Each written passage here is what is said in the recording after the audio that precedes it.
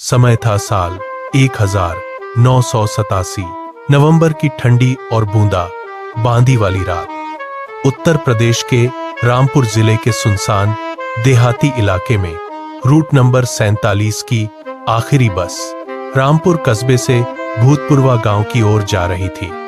कुल सफर सिर्फ 18 किलोमीटर का था। बस पुरानी थी, इंजन की घरघराहट रात के सन्नाटे में दूर तक गूंज रही थी। बस में 4 यात्री सवार थे। बूढ़ी भगवती देवी, 22 साल का राहुल, एक नवविवाहित जोड़ा और ड्राइवर मंगल सिंह तथा कंडक्टर लक्ष्मी। हल्की बारिश हो रही थी।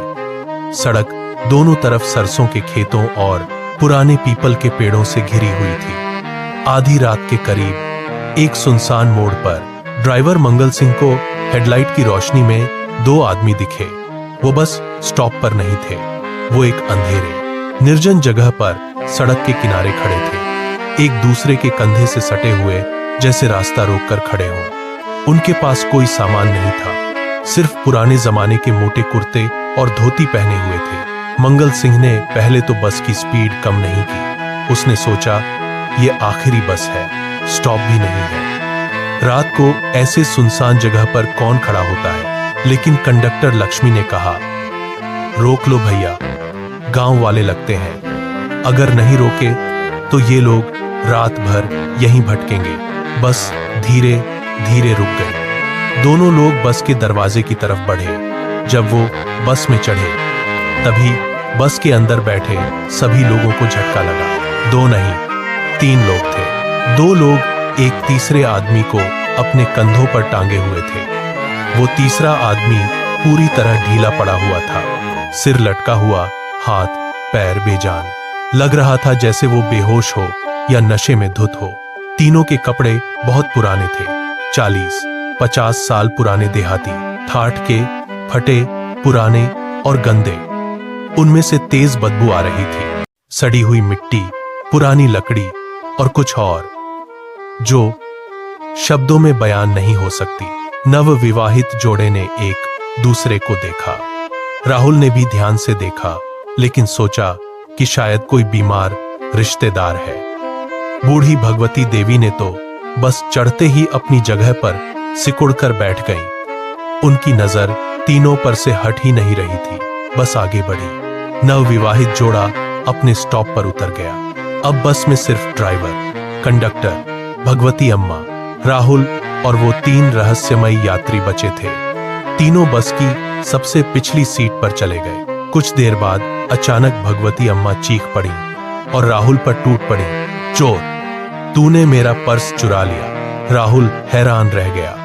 वो तो अम्मा से काफी आगे बैठा था, लेकिन अम्मा की जिद के आगे कोई कुछ नहीं कर सका।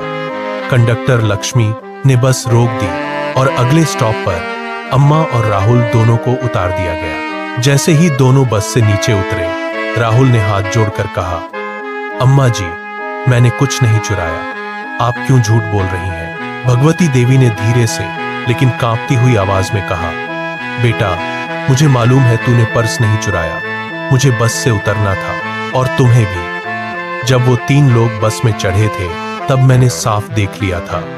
हवा से उनके कपड़े थोड़े उड़े थे, उनके पैर नहीं थे। वो तीनों हवा में लटक रहे थे। वो इंसान नहीं, भूत थे। राहुल के रोंगटे खड़े हो गए। दोनों ने पास की पुलिस चौकी में रिपोर्ट लिखवाई, लेकिन पुलिस वालों ने हंसकर टाल दिया, अम्मा, तुम बूढ़ी हो गई हो, सपने देख रही हो। अगले दिन बस गायब होने की रिपोर्ट दर्ज हुई। पुलिस वालों को याद आया कि रात में बूढ़ी अम्मा और राहुल ने कुछ अजीब शिकायत की थी, लेकिन उन्होंने मजाक में उड़ा दिया था। तीसरे दिन काली नदी के किनारे रामपुर से 85 किलोमीटर दूर बस पलटी हुई मिली। पुलिस और फॉरेंसिक टीम पहुंची। बस के अंदर 5 लाशें थीं, ड्राइवर मंगल सिंह और कंडक्टर लक्ष्मी की। लाशें अपेक्षाकृत ताजा थीं, लेकिन बाकी 3 लाशें इतनी ज्यादा खराब हालत में थीं कि लग रहा था वो सालों पहले ही मर चुके हैं। उनकी लाशें बहुत जल्दी सड़ चुकी थीं।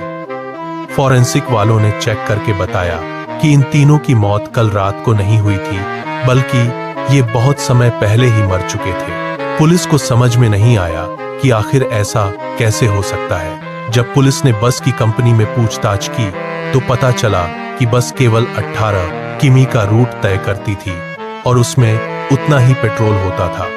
अब सवाल यह था कि उस बस में इतना पेट्रोल कैसे आया कि वो 85 किमी दूर चली गई। जब पुलिस ने इस रास्ते के सारे उपलब्ध सरकारी कैमरों और चौराहों के रिकॉर्ड चेक किए तो उनका भी दिमाग हिल गया, क्योंकि उस बूढ़ी अम्मा और राहुल के बस स्टॉप पर उतरने के बाद से आगे वाले किसी भी कैमरे में वो बस कैप्चर ही नहीं हुई थी। ऐसा लग रहा था कि उस स्टॉप के बाद से वह बस गायब हो गई हो और ये बस आखिर कैसे पलटकर नदी में गिर गई, इसका भी कोई क्लू नहीं था, क्योंकि उस जगह पर कोई एक्सीडेंट ही नहीं हुआ था। जब पुलिस ने बस के फ्यूल टैंक को चेक किया तब उन्होंने वो देखा जिसे देखकर उनकी आंखें फटी की फटी रह गई। उस बस के फ्यूल टैंक में पेट्रोल नहीं बल्कि खून था।